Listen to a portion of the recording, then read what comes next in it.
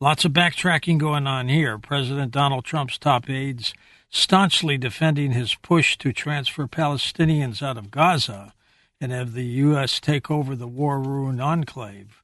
But they also backed away from elements of his proposal in the face of international condemnation.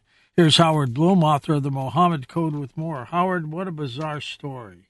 Yep, here's the deal. Yesterday, February 4th, a little after 5 p.m., President Donald Trump made a series of statements on Gaza that stunned the world.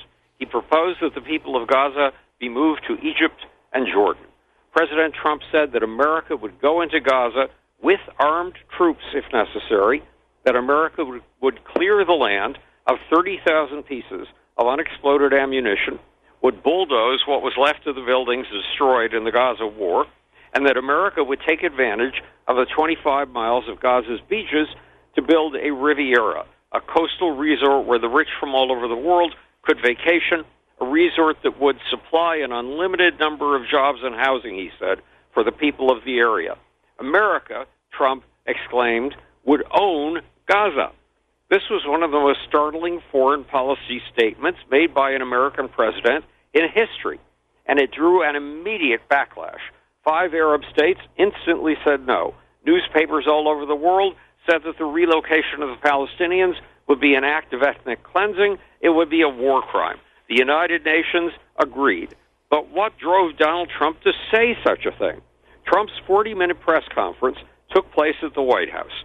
Israel's Prime Minister Benjamin Netanyahu was at the president's side. At one point, Trump took out his pen and said, "See this wonderful pen?" Then he pointed to the big desk in front of him and explained, "My desk is the Middle East. And this pen, the top, that's Israel." Sounds outlandish, right? But Trump was on target. In 1947, the United Nations proposed to split Palestine in two. 55% would go to the Jews, the other 45% would go to the Arabs. Those Arabs already had 22 nations and a territory 40% larger than the United States. What's more, in 1921, Britain had already taken 77% of Palestine and turned it into a new Arab nation, Jordan. So Jordan was literally a Palestinian state. 77% of Palestine was turned into a Palestinian state. Then the remaining 23% was split between Arabs and Jews. The result was that Israel had been promised 50% of Palestine, but it got only 13%. And the new Jewish state was so tiny that in the center of the country, Israel was only 5 miles wide. Why give Israel to the Jews at all? Because Jews originally settled in Israel 3,200 years ago. That's over 2,000 years before the Navajo settled in the American Southwest. Since the settlement of the Jews in Israel, more imperialist, colonialist empires have tried to ethnically cleanse Israel's Jews than just about any other people in world history.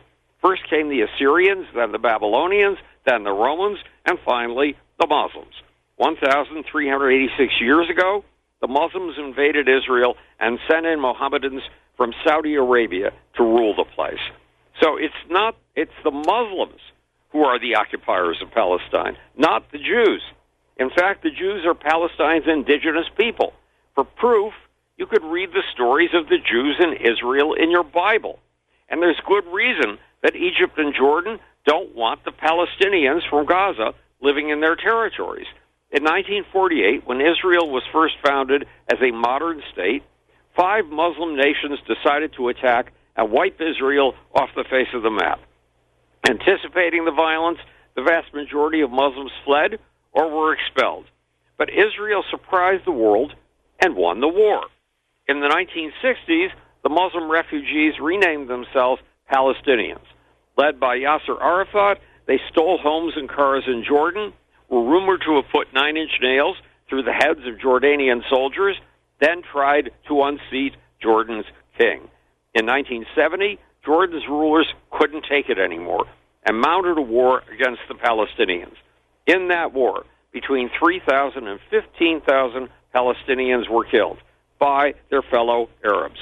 The remaining Palestinians were driven out of Jordan and settled all over the Middle East, especially in Lebanon, where, again, they made trouble and wars.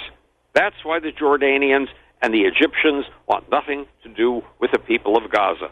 The Palestinians would destabilize and possibly destroy their nations.